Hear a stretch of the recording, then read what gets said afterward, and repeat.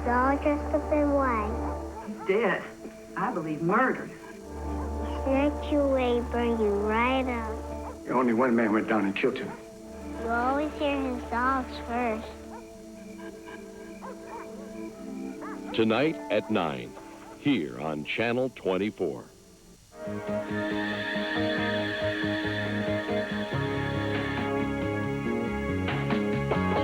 Thank you for watching Channel 24, making a difference in Plymouth and Zellwood.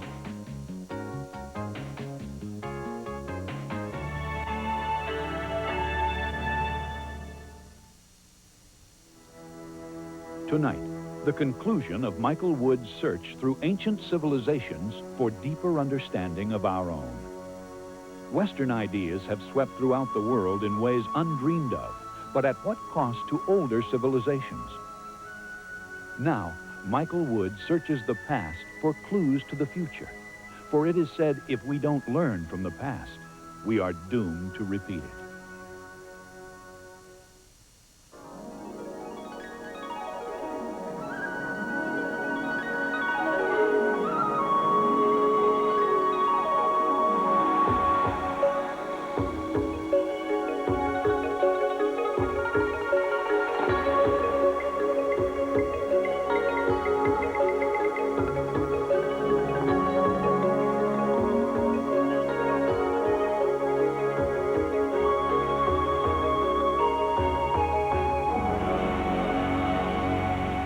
Legacy is made possible by MFS.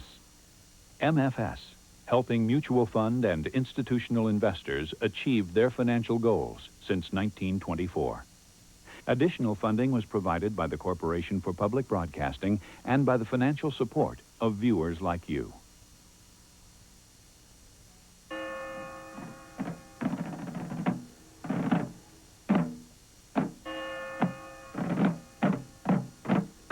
It's a freezing February midnight in northern France. Former enemies, French and German, meet to commemorate the bloodiest battle in history, which began on this night 75 years ago. Verdun.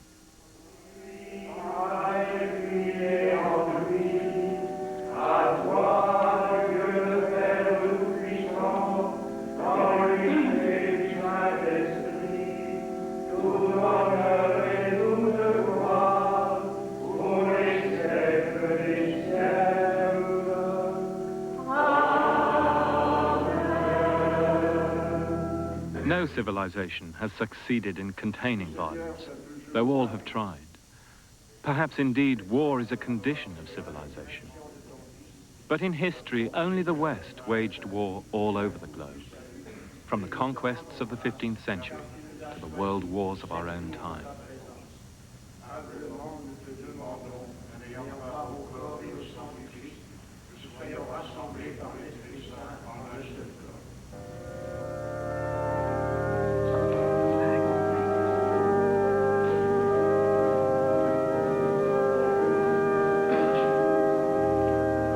Under the flags of past battles, the old familiar rituals of Christian sacrifice take place.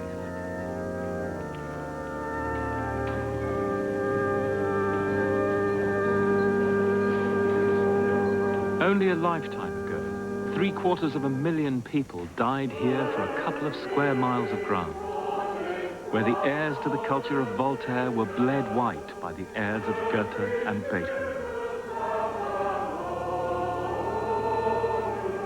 The pointlessness of it all passes belief today. But the history of the West, more than any other, has swung between savagery and idealism. A contradiction apparently deeply rooted in our character and history.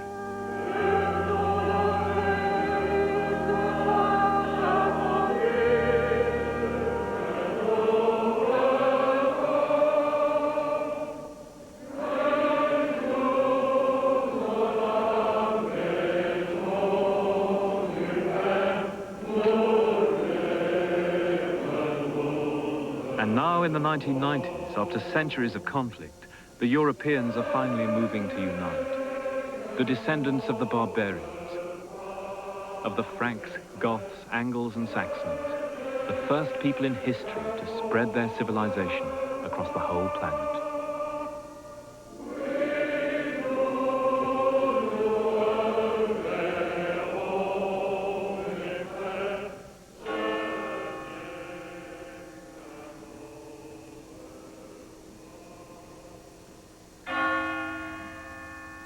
In the cemeteries of the First World War, where Asians, Africans, and Americans lie alongside their European brothers, we begin the last stage of this search for the origin and character of civilization. In the forests above Verdun, snow still lies on a village which ceased to exist in 1916. The battlefield of Verdun is the most poignant reminder of how a supposedly rational and humane civilization can descend to terrifying violence and irrationality, all in the name of civilization. And that brings us to that most difficult of tasks, which is to see ourselves as others see us, to see our culture as we would a foreign country. And there, the inescapable lesson of history is that for all the great achievements of the West, for all its humanistic values and its egalitarian principles, its character is touched by a deep strain of violence. And that's the paradox which confronts us as we look to the future of civilization, at a time when all across the world, the values of the West are supposed to have triumphed.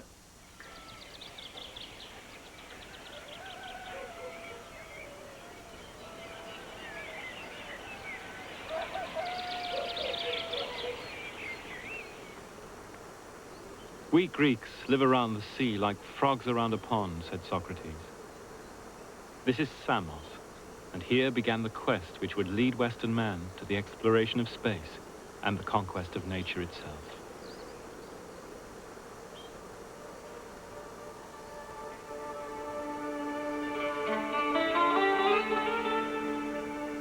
Here for the first time, Western man speculated on the composition of the universe, observing the geometries of nature.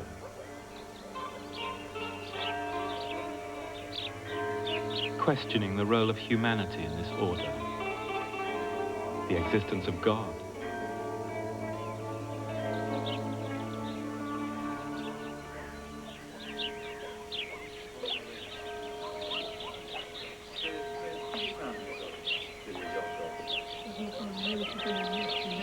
On Samos and its neighboring coasts were born the scientists who laid the foundations of our modern view of the universe.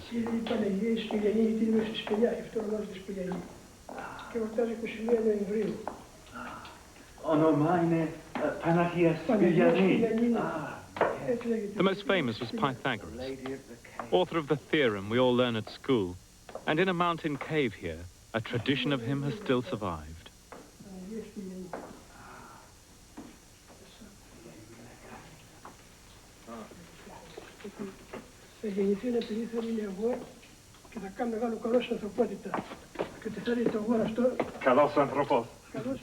It might sound like a simple folk tale, but the tradition was first recorded not long after Pythagoras' day, and it contains an important kernel of truth, that for all their brilliant qualities of mind, the Greeks had to borrow from Africa and Asia to create their civilization.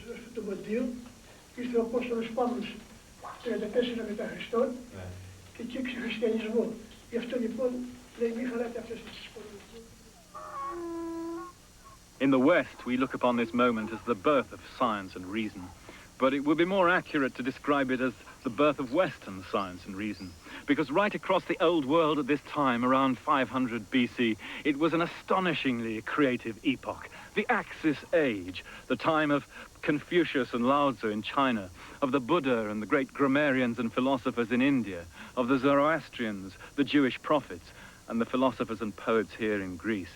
All of them grappling in their own way with the ultimate question, the nature of reality itself. Still the ultimate question, whatever your line of business, whether it's poetry, religion, or particle physics. But this was the first time that the West, Europe, had participated in these great currents of civilization emanating from Asia. And here in Samos, it's easy to see why, because that's Asia over there. It's that close. In fact, the Greek word Asia originally meant simply that coastline in front of us. So that's the beginning of the great land mass, the teeming heartland of civilization, stretching away across the Fertile Crescent to Iraq, Iran, India, and China. So not surprisingly, Pythagoras and his contemporaries had imbibed Asian ideas, Babylonian astronomy and mathematics, Indian ideas about the soul and about rebirth. They may have transformed them with their own genius, but the Greeks still shared the basic beliefs of those other civilizations, that the universe was an ordered, beautiful, and harmonious whole. In their language, a cosmos.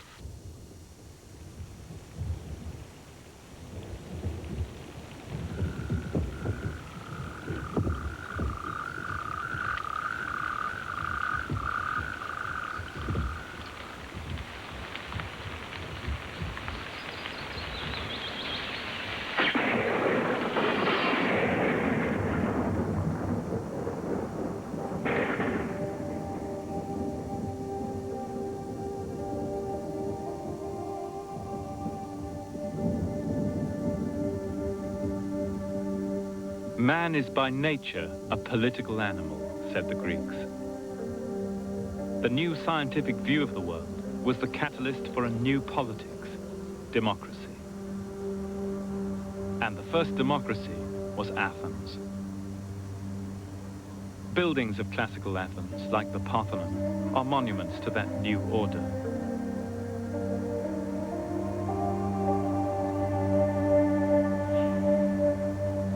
Like 18th century Britain or America, Greek democracy was limited.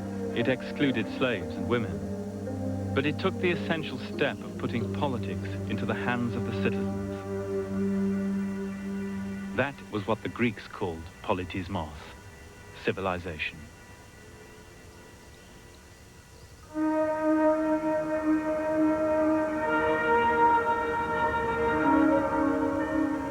For the Greeks, the essential quality of civilized life was humanism.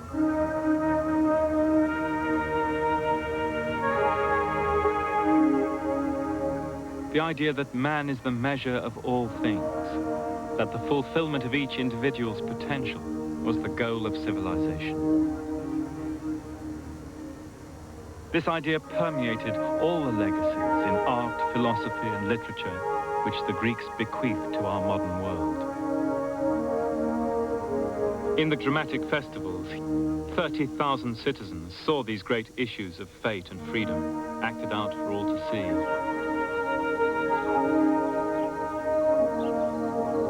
The Greeks understood early on that civilization is fragile, that it is a hard thing to maintain an open society, that the irrational will always threaten to burst out in human life with terrifying force, no matter how noble a society's ideals.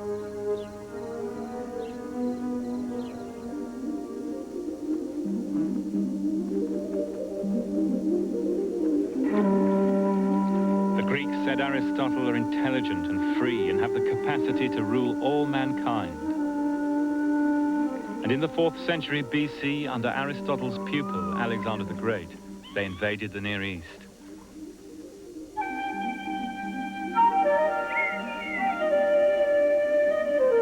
The valley of the Nile thronged with Greek colonists. In Upper Egypt, the monuments were covered with graffiti by awestruck Greek tourists. To think, fumed an Egyptian priest, we taught these upstarts all they know.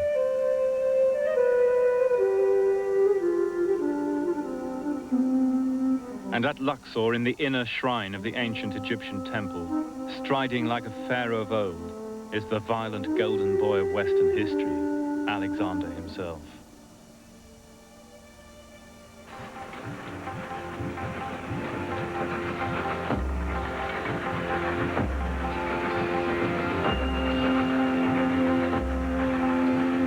Overrunning Babylonia and Persia, the Greeks now crossed the Khyber Pass and poured into India, building their colonies on the northwest frontier.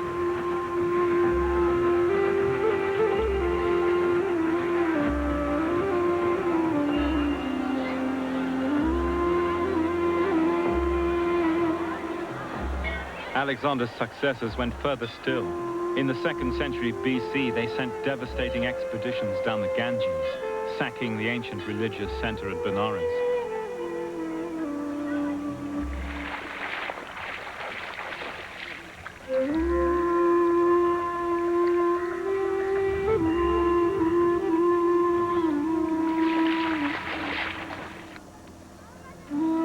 And at the little village of Kosambi is graphic evidence of the trail of destruction.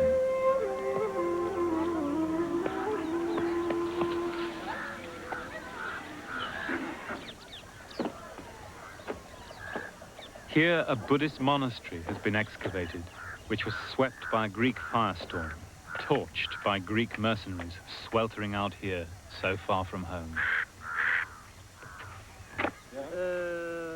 Java, Supari, and flax. These were terrible times, said the Indians. The vicious but valiant Greeks ruined our land with fire and famine, killing women and children, and even our cows.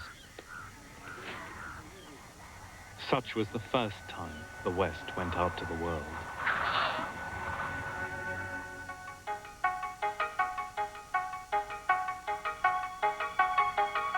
But the Greek conquests liberated tremendous historical energies.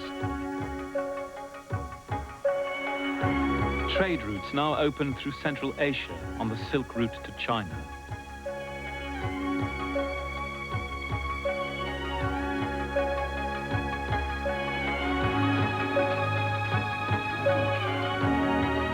In earlier times, said the historian Polybius, the world's history had been a series of unrelated episodes.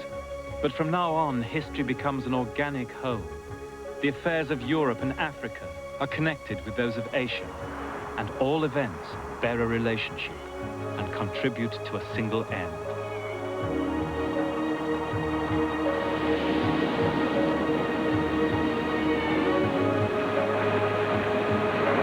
Riding the monsoon winds, Greek and Roman merchants now sailed into the Indian Ocean to trade in spices.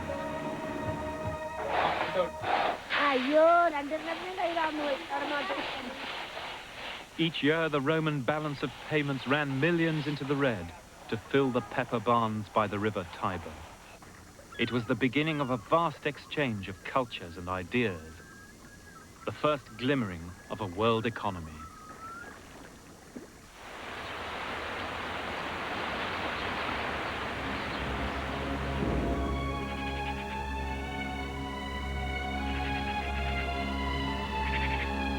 The Romans had united the Mediterranean world, conquering the Iron Age cultures of Europe, along with the sophisticated city dwellers of Greece, Syria, and Egypt.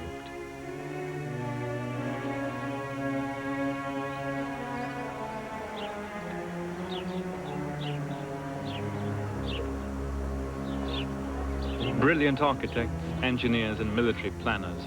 Like all empires, theirs was based on military might, on slavery and cruelty.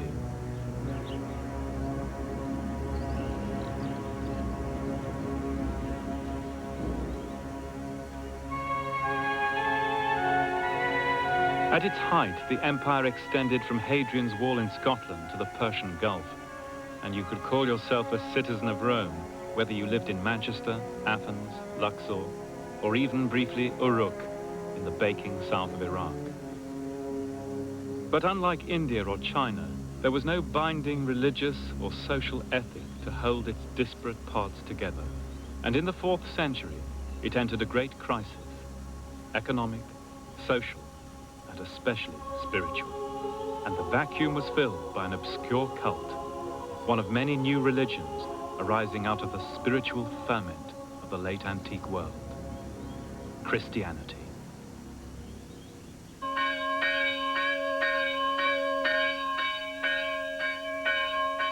In Egypt in particular, a form of Christianity developed which would exert a profound and lasting influence on the Western mind, monasticism.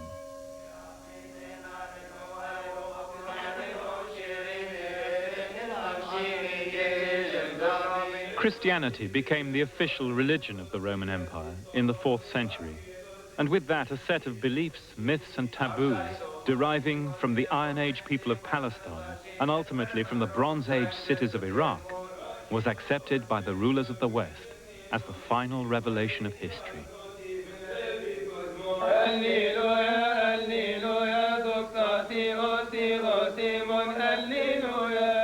And even though the Roman Empire itself fell to the northern barbarians in 410 AD, this sense of historical mission was never lost.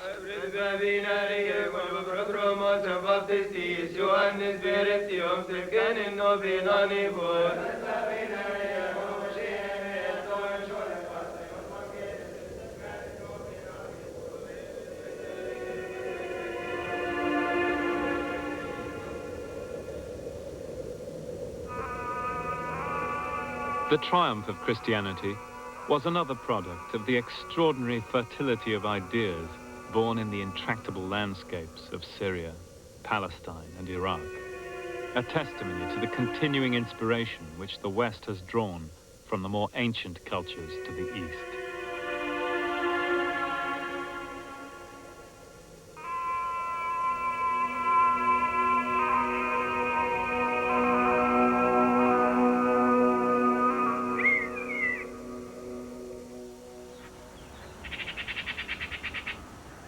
Rome was sacked by the barbarians, but there's a sense in which Rome has never fallen. For Roman cultural ideals, Roman imperialism and Roman Christianity have remained the ideals of the West. And the several renaissances in Western history have been attempts at the rebirth of those ideals, right down to the moves to unite Europe taking place now in the 1990s, which perhaps will be the fruition of the old dream, symbolized in these gigantic buildings. And in that sense, all Europeans and most Americans are the heirs to this culture. But unlike China and India, which essentially remained true to themselves throughout their long histories, at this moment, the West acquired a new self. For now, the barbarians became the Romans and created a new culture, which is the true basis of ours even today, the barbarian West.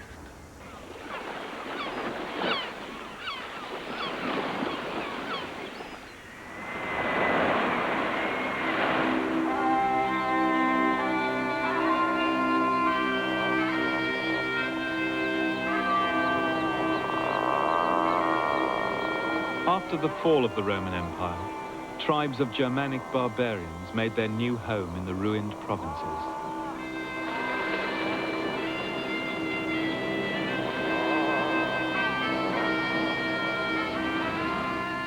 Out on the wild shores of Britain, with a religion from the Near East, a monasticism from Egypt, and a written language from Italy, the Anglo-Saxons started from scratch to build their new order, with the optimism of all immigrants thrown on strange shores. The ruins of that order are still around us, silent shapers of our modern world.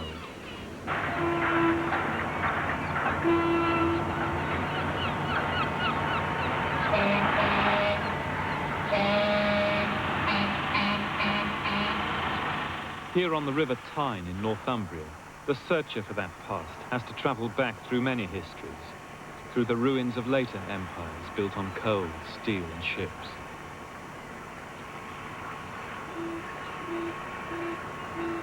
But here at Jarrow is a place as crucial as any in the Western story. To get to it now, you have to cross muddy slakes and reclaimed slag tips. Here in the monastery of St. Peter and Paul, the first great history of the West was written, which spelt out the West's view of its own destiny. The author was a monk here, the Venerable Bede. Bede was the first to use the Anno Domini system of dating history from Christ's birth, which is now used throughout the world. The books written here give clues to his time. The biblical hero David, for example, was a model for the rulers of the barbarian West. Portrayed as the teacher of his people, the psalmist, he's a reminder that the great Western tradition of social legislation and welfare comes not from Greece or Rome, or even the Victorians, but from the Dark Ages. And here's David with the spear of God waging just wars against non-believers. Put the two ideas together and you have the ideal Western ruler from the Crusades to the Gulf War. Bede's history was the most remarkable and the most successful attempt to show how the peoples of the barbarian West in the Dark Ages transformed themselves through the agency of civilization. Christian, Latin, Mediterranean civilization. Bede was a thoroughgoing European in that respect. In comparison with, say, contemporary town China, Bede's Anglo-Saxons and the people of Europe were indeed barbarians. They were impoverished, underdeveloped third world immigrants, as we would say today, in the patronizing language of the rich. And yet here on the Northumbrian coast in the 8th century are already the key elements out of which the culture of the modern West would emerge. Judeo-Christian religion and ethics, the remains of Greek and Roman humanism and law, and native Germanic society and language. In the hands of a historian like Bede, that mixture could be made to tell a powerful story that the peoples of the barbarian West were the appointed Christian heirs of the Roman Empire, a chosen people destined to lead us on into the last phase of human history, from the city of man to the city of God. The idea that history is purposive and leads to an appointed end would become one of the driving themes of world culture, from St. Augustine to Marx and from Jarrow to Tiananmen Square.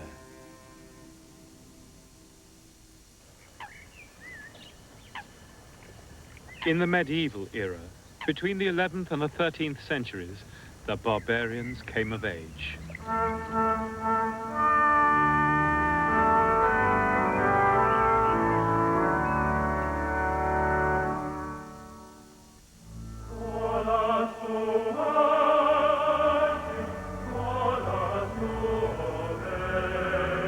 They created the greatest epoch of art and architecture which the world had ever seen. The age of cathedrals.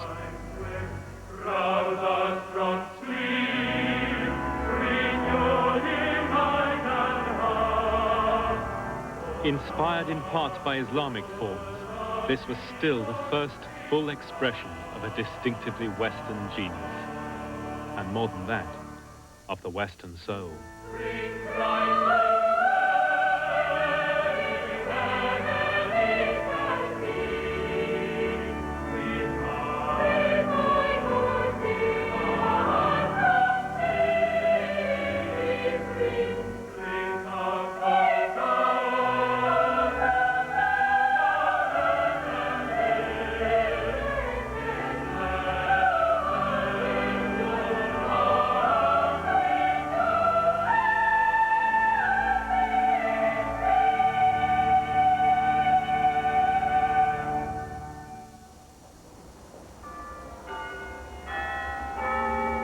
But even during the cathedral age, social forces were at work, which would eventually loosen the hold of the Church of Rome on the former barbarians.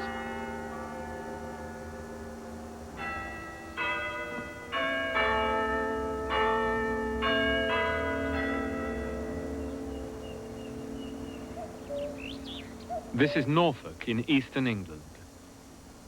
Here, 800 years ago, changes can be detected in ordinary people's lives, which would have a crucial bearing on the future.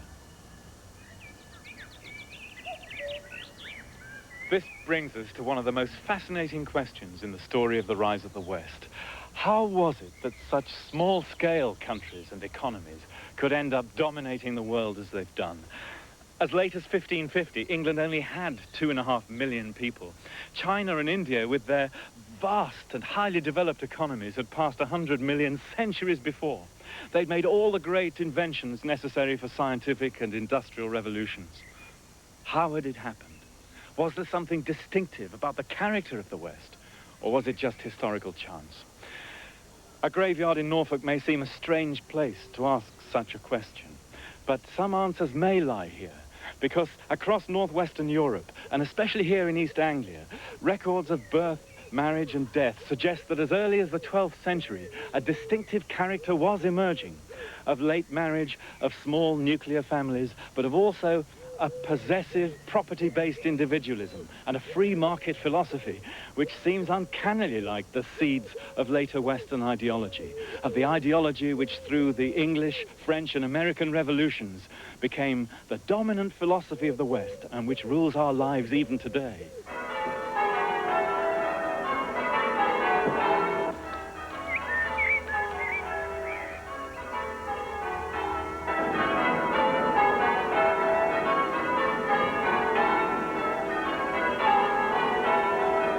In parts of Western Europe, men and women were already marrying in their late 20s and having small families.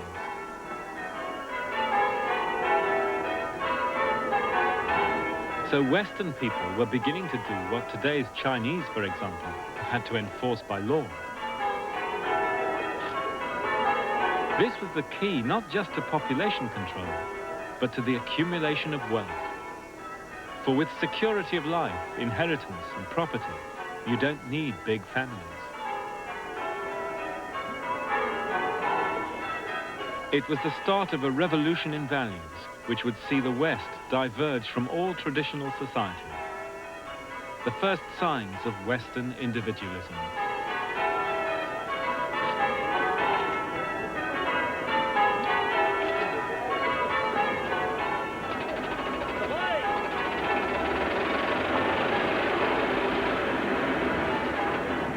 Yes, there we are then. The Suffolk Times in good order. What's the worst?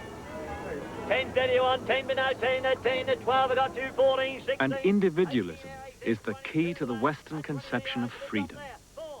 An idea which came not from ancient Athens, as we like to believe, but from here in Western Europe, from places like Norfolk, where Tom Paine was born, prophet of the American Revolution. I know we got an electric fly-mo. It was an idea based on the ownership of property and freedom in the marketplace. At its heart lay individual, not collective rights. And this idea of freedom would be an essential element in the triumph of the modern West. Going at 13 pounds all done. Gentlemen here, 13 for cash. But the triumph of the modern West was only made possible by a flood of ancient learning and science from Islam.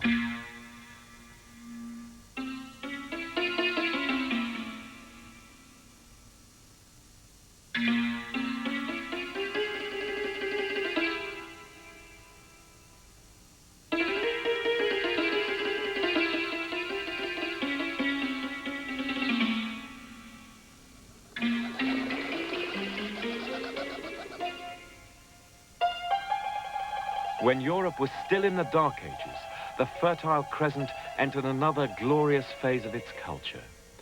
Here in the universities and libraries of Baghdad, Babylonian astronomy, Hindu mathematics, Chinese science and technology were passed on by the Arabs. It was one of the foundations of the Western triumph.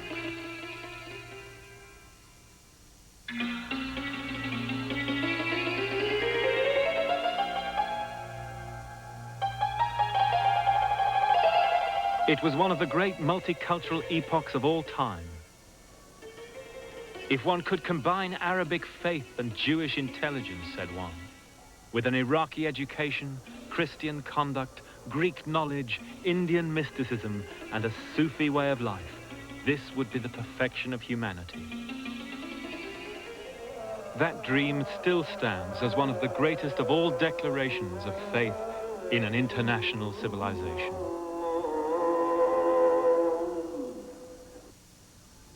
So the West's rediscovery of its ancient science and knowledge in the Italian Renaissance was indebted to the Muslims. At the same time, it rediscovered what many since have seen as its very soul. In around 1500, in this garden in the Vatican, the Roman popes gathered ancient Greek and Roman statues, which they saw as the greatest art of all time.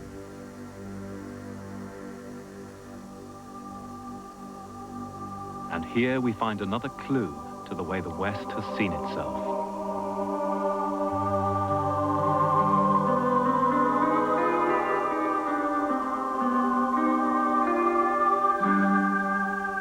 Starting with Michelangelo himself, Western artists were in awe of these statues for nearly 400 years, until the whole classical vision was broken down by the Impressionists and the Cubists.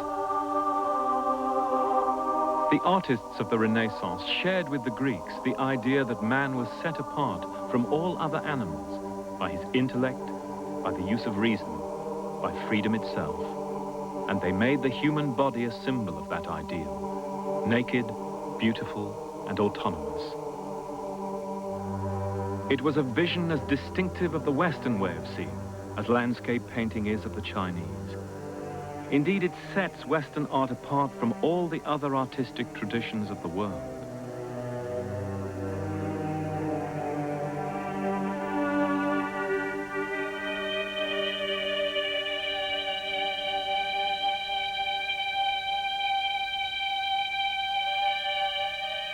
The inspiration behind this sculpture goes back to an age like our own, the Hellenistic world of Alexander the Great. Restless, cosmopolitan, self-aware. Thrilled by illusion, fascinated by sex and violence, which they portrayed in their art with dazzling technical virtuosity and exaggerated passion, just like the late 20th century Hollywood cinema, its true heir.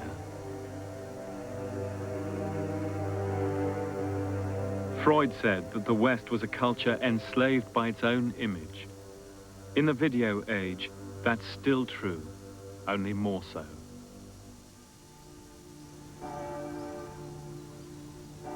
Now there comes the event on which the whole course of modern Western history rests. An event which opened unimaginable mental horizons and brought undreamed of wealth flowing back to Europe, renewing and transforming the spiritual empire of Rome, gilding its roofs with stolen gold. Perhaps the greatest event in history.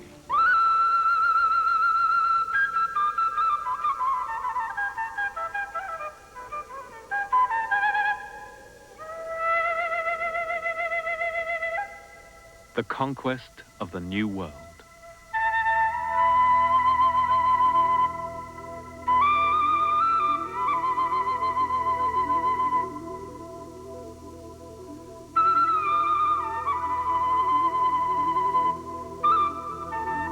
From Mexico to the Andes, the Europeans appropriated the almost limitless resources of the New World, studying its landscape with the churches of their gods.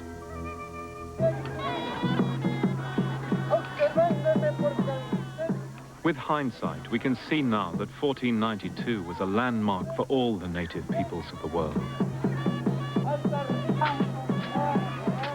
For it marked the beginning of a systematic war waged against them by Western arms, religion, and ideology.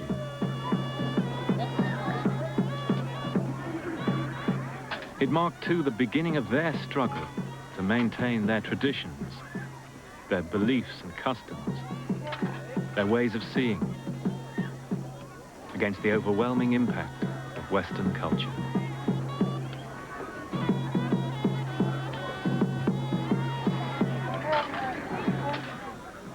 And 500 years on, the struggle still continues. The conquest was accompanied by a genocide unparalleled in history. In the century after Columbus, over 2/3 of the native population of the Americas died through disease and violence, perhaps as many as 50 million people.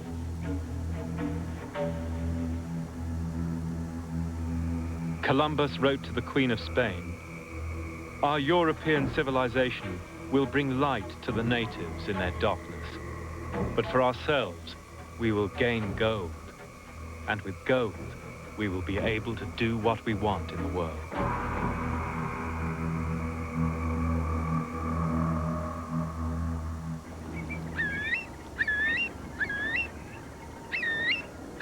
The discovery of the New World shifted the center of gravity of the West, away from its old heartland in the Mediterranean, to the seaboard of northwestern Europe, to nations like Holland and England, Protestant and capitalist. Here in Malden, a small port on the east coast of England, is a symbol of that age, the intact library of a 17th century scholar, Thomas Plume, who endowed the professorship of astronomy at Cambridge. And here are more clues to the way the Western view of the world was changing under the influence of individualism and of science.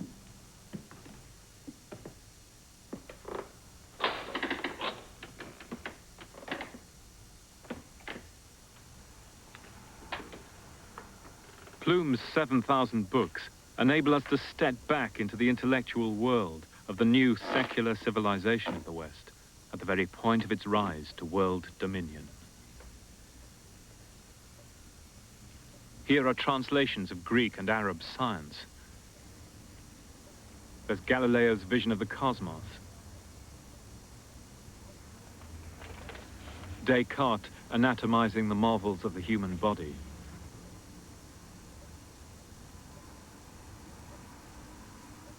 But the key figure in the new learning was Francis Bacon.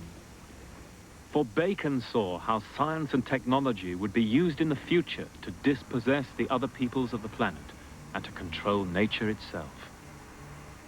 Bacon now looks like the prophet of our age, stepping out on the road which would eventually lead to Hiroshima and the global warming. This new science, new learning, had fateful implications for the future, as Bacon himself understood. For if it were true, as Bacon said, that henceforth in human affairs, what was most useful in practice would also be most correct in theory, then truth itself could be defined in terms of utility, usefulness, not in terms of religion and morals. And so man could become a law unto himself, as Bacon said, and depend no more on God. It's one of the founding ideas behind our modern Western scientific civilization, which would go out and exploit and subdue the entire world in the name of that new science.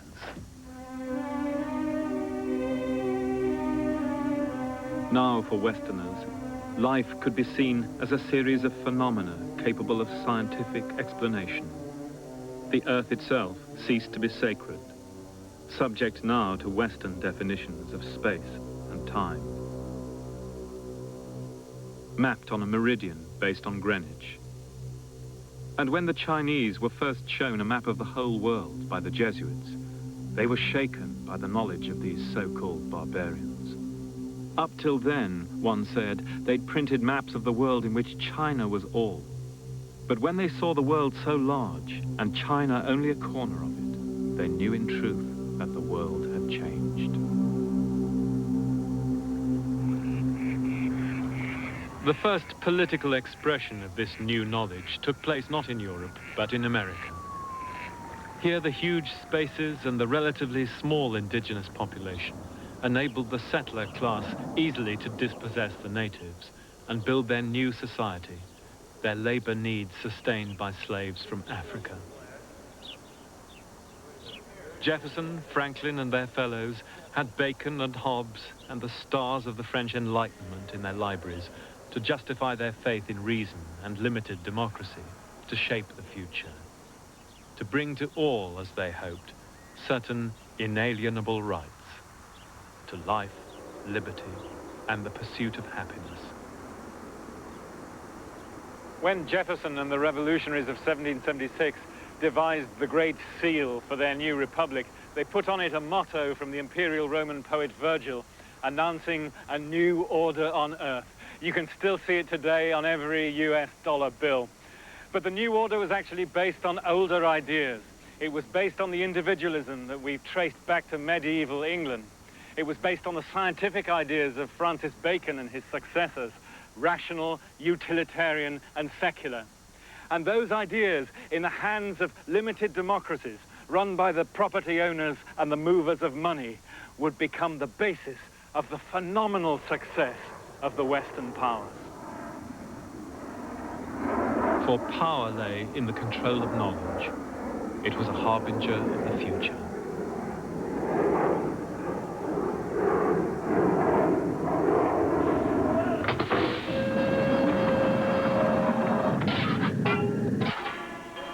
Hitherto, most of the great technological advances in history had come from Asia. But now the countries of Northwest Europe took over the world's trade, backed up by industrial revolution at home. And a new form of international culture was born, in which most of us still live today. Manufacturing capitalism. A system sustained by empires and the exploitation of the Third World. The industrial city has since spread across the landscape of the world, from the plains of India to the Yellow River in China. The effects on human beings, on the environment, and on the biosphere are still being counted.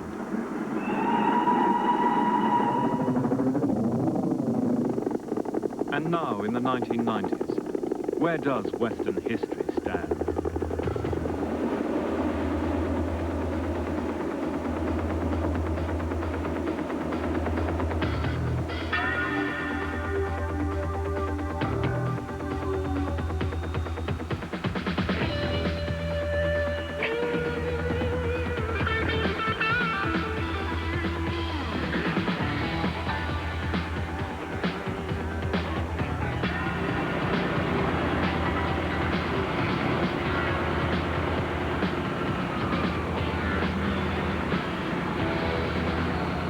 "500 years on from Columbus, the capital of the West, indeed the capital of the planet, is now in the New World, Washington, D.C.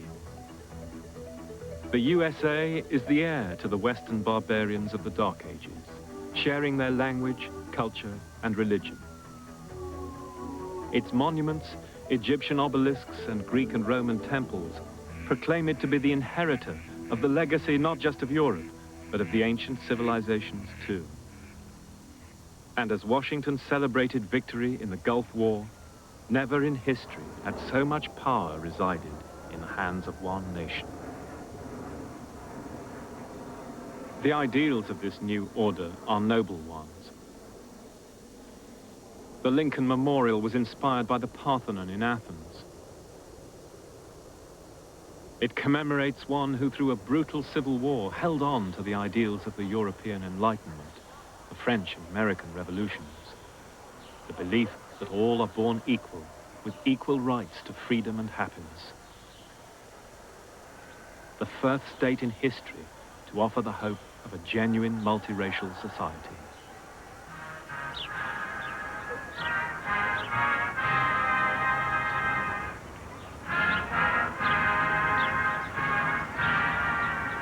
But there's another side to the triumph of the West. For the 20th century has seen warfare on an unparalleled scale, fought by Western powers right across the world, from Verdun to Vietnam. And from Africa, the heartland of humanity, to Asia and the Americas. All the native cultures of the world have been turned upside down by the impact of the West, for good or ill. If our troubled time has taught us anything, it is not to believe in utopias. But if the talk of a new order is to mean anything in the next century, then perhaps we should look afresh at our history, see it as others see it, and question our collective myths and our cherished ideals. Maybe even our notion of freedom itself.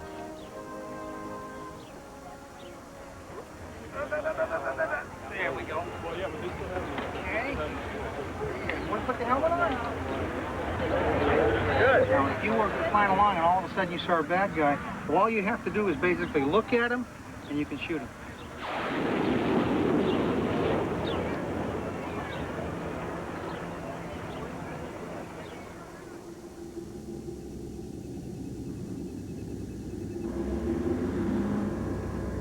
In our time, the astonishing growth of technology and communications has seen the global village arrive. As a world ideology, our own liberal democratic capitalism would seem to have no rival.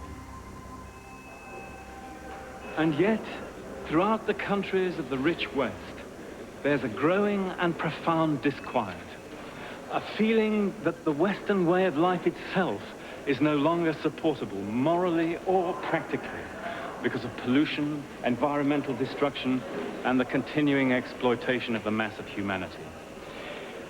If that disquiet is justified, which surely it is, then the great question for the next generation is simple. Are the values of the West alone enough to guarantee the continuing health of the planet? Those values, as we've seen, are writ large in our history. Individualistic, competitive, acquisitive, always pushing outwards, never happy in an empty room, as Pascal said. And yet it's the bearers of that vision of life, the rulers of the West, who hold in their hands the future of the planet.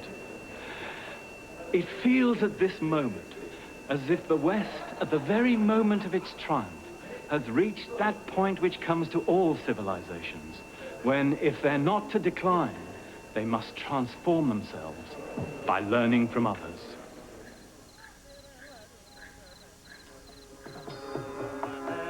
The crisis of earth and spirit we now face was caused by one form of civilization, that of the West. And now what is needed is a dialogue with the other peoples and cultures of the world, beyond anything seen before.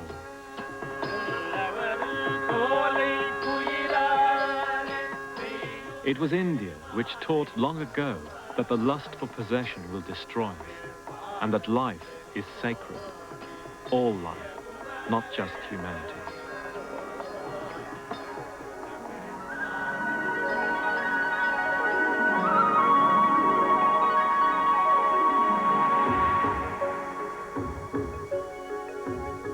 Long ago, the Chinese believed that the basis of life was finding the harmony between mankind and nature.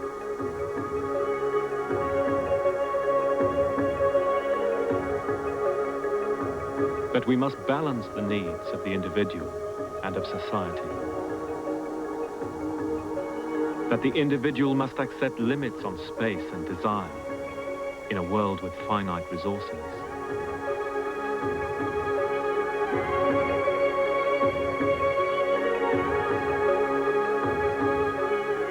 These great alternative traditions speak to us now with growing urgency at the end of our destructive century.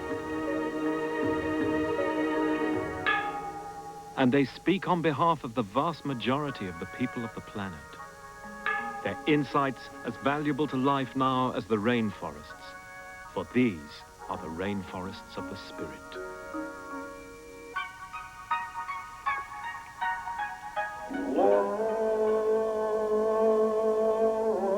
As the Sufis of Islam said, truth is one.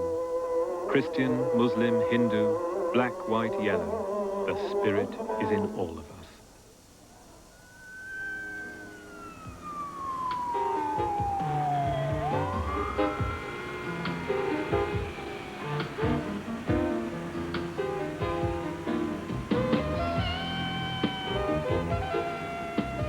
The goal of civilization, said the greatest of all historians, the Arab Ibn Khaldun, is settled life and the achievement of luxury.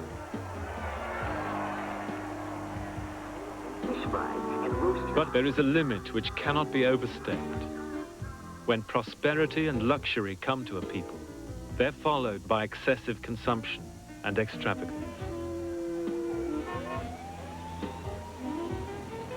With that, he said, the human soul itself is undermined, both in its worldly well-being and in its spiritual life.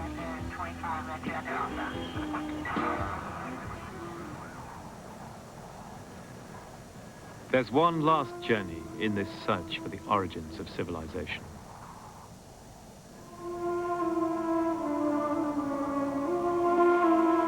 A journey back to the starting point, to southern Iraq, to the Garden of Eden and Uruk, the first city on earth.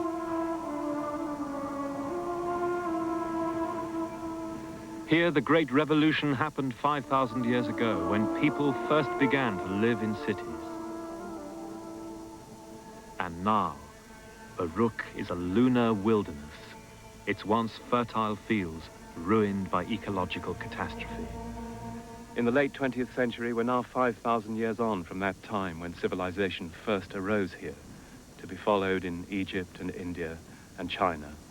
And we're still fascinated by their experience, not only by their inventiveness, but also, I suspect, by their pessimistic reading of human history, by their struggle to contain war in human life, to find a workable moral law and social order, and to preserve the earth.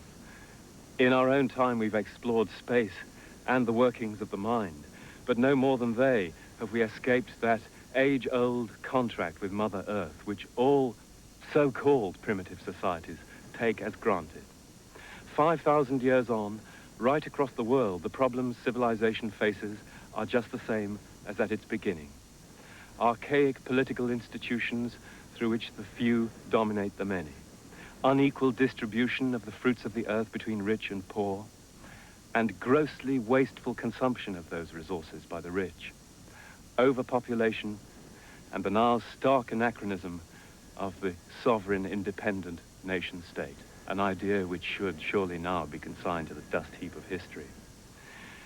The legacy of civilization, 150 generations on, is as the ancient poet of Uruk dreamed, the author of the Epic of Gilgamesh, freeing our imaginations and potentially our lives. And yet our material success is now threatening the existence of the species as a whole, and indeed of all species, whose own rights now are beginning to assert themselves alongside those much vaunted rights of man. And that's the conundrum we bequeath our children and their children in the 21st century.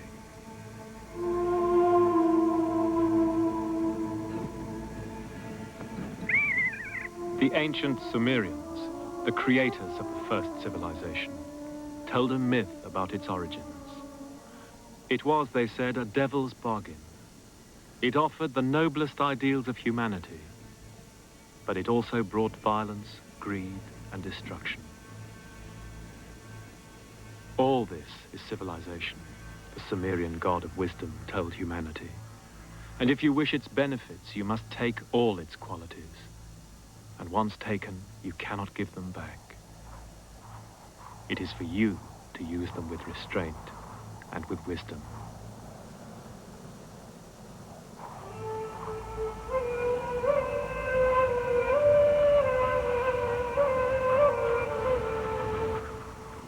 Don't miss the moving farewell appearance of Winona and Naomi Judd.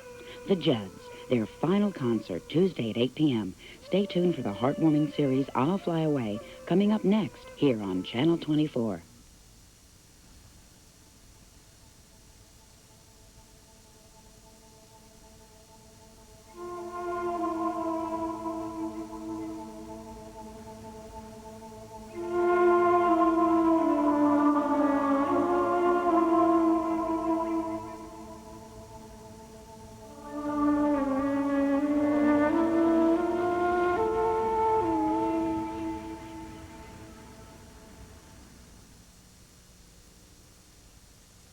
Legacy is made possible by MFS. MFS, helping mutual fund and institutional investors achieve their financial goals since 1924. Additional funding was provided by the Corporation for Public Broadcasting and by the financial support of viewers like you. To order a videocassette copy of Legacy, call 1-800-345-2690. The entire series is $149.95. Individual episodes are $29.95. Credit cards accepted. This is PBS. Peer into the Marijuana Files, a WMFE production, Wednesday at 8 here on Channel 24. He is reaching across Next time on Nova, a president dies in Dallas and the world asks who did it. Or anything. I didn't shoot anybody, no, sir. It's been 30 years and many questions remain. Can modern scientific tools solve this continuing mystery? Join Walter Cronkite as he asks, who shot President Kennedy? That's next time on Nova. Tuesday at 8, here on Channel 24. Local broadcast of today's programming is made possible in part by Saab. After 15 years, we're scrapping the old Saab 900 and replacing it with a car totally re-engineered for enhanced safety and performance. Announcing the rebirth of the Saab 900. On the WonderWorks family movie. A young boy escaped from a plane crash and struggles to survive in the wilderness.